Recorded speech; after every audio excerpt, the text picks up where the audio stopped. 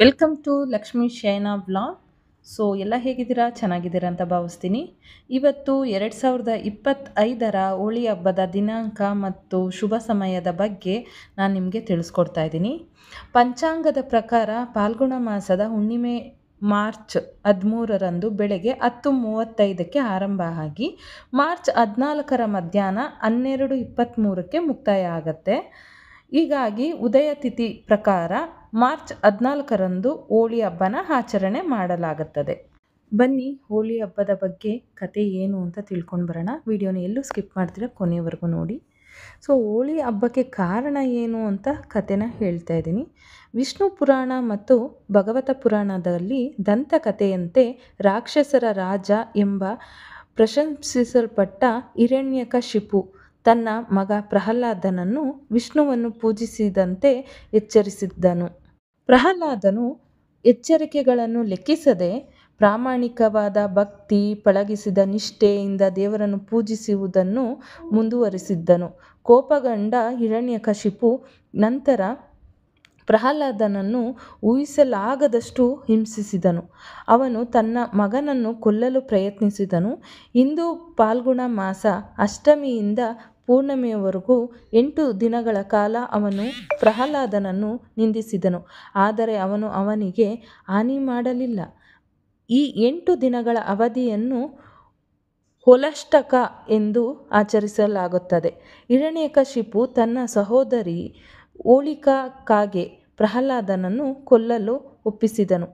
ಹೋಲಿಕಾ ಹುಟ್ಟಿದಾಗ ಅವಳು ಎಂದಿಗೂ ಬೆಂಕಿಯಿಂದ ಹಾನಿಗೊಳಗಾದವಳಲ್ಲ ಅಥವಾ ಕೊಲ್ಲಲ್ಪಡಲಾಗುವುದಿಲ್ಲ ಎಂದು ಆಶೀರ್ವಾದದೊಂದಿಗೆ ಜನಿಸಿದಳು. ಪ್ರಹ್ಲಾದನನ್ನು ಕೊಲ್ಲುವ ಉದ್ದೇಶದಿಂದ ಬೆಂಕಿಯ ಮೇಲೆ ಕುಳಿತಾಗ ತನ್ನ ತೊಡೆಯ ಮೇಲೆ ಕೂತುಕೊಳ್ಳಲು ಅವಳು ಒತ್ತಾಯಿಸಿದಳು, ನಿಂದಿಸಿದಳು ಮತ್ತು ಹಿಡಿದುಕೊಂಡಳು. ಆದಾಗ್ಯೂ ಪ್ರಹ್ಲಾದನನ್ನು ಮತ್ತೆ ವಿಷ್ಣು ತನ್ನ ಅವಿನಾಶಿ ನಂಬಿಕೆ ಮತ್ತು ಭಕ್ತಿಯಿಂದ ರಕ್ಷಿಸಿದನು. ಹೋಲಿಕಾ ಎಂಬ ರಾಕ್ಷಸಿ ಬೆಂಕಿಯಲ್ಲಿ ಸಾವನ್ನಪ್ಪಿದಾಗ ಅವನು ಸಂಪೂರ್ಣವಾಗಿ ಹಾನಿಗೊಳಗಾಗದೆ ಹೊರಬಂದನು.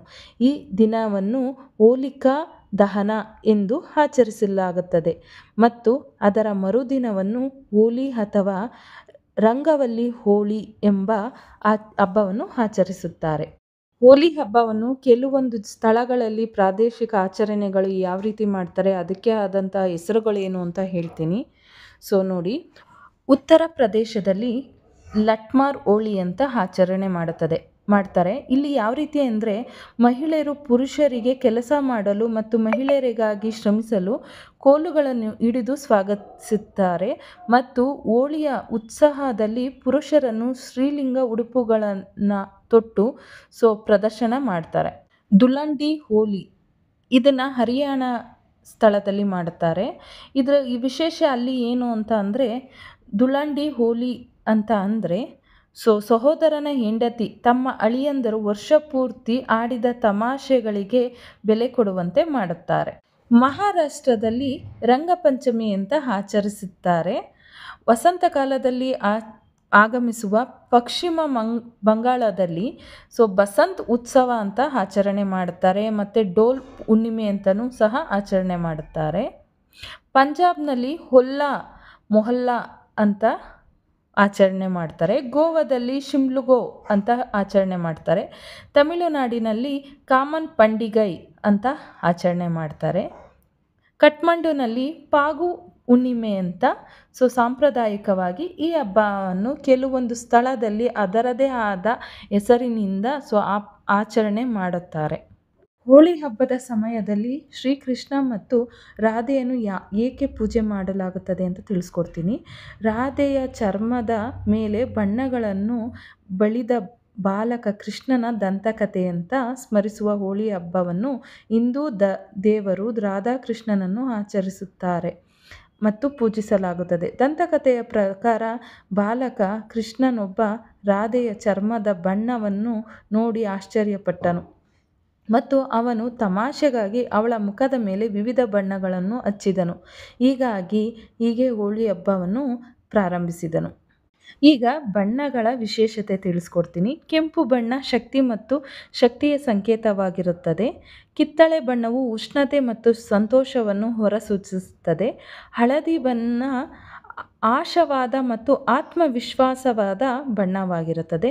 ಹಸಿರು ಬಣ್ಣವು ಬೆಳವಣಿಗೆ, ಸಮೃದ್ಧಿ, ಸಾಮರಸ್ಯ, ಆರೋಗ್ಯ, ಭರವಸೆಯನ್ನು ನೀಡುತ್ತದೆ. ನೀಲಿ ಬಣ್ಣ ನಂಬಿಕೆ ಮತ್ತು ನಿಷ್ಠೆಯನ್ನು ಸೂಚಿಸುತ್ತದೆ. ನೇರಳೆ ಬಣ್ಣವು ಆತ್ಮಿಕತೆ ಮತ್ತು ಕಲ್ಪನೆಯ ಬಣ್ಣವಾಗಿರುತ್ತದೆ. ಗುಲಾಬಿ ಬಣ್ಣ ಪ್ರೀತಿ ಮತ್ತು ಕರುಣೆಯನ್ನು ಸೂಚಿಸುತ್ತದೆ.